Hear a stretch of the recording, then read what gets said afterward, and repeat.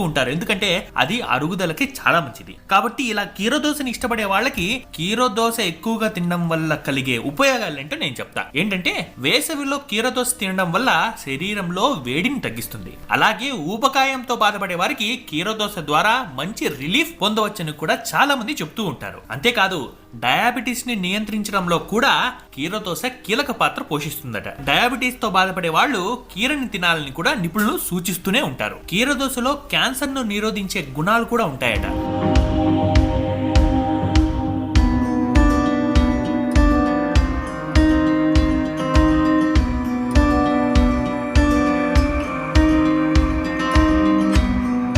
Magnesium, zinc, phosphorus, iron, విటమిన్లు వీటిలో పుష్కలంగా లభిస్తాయట.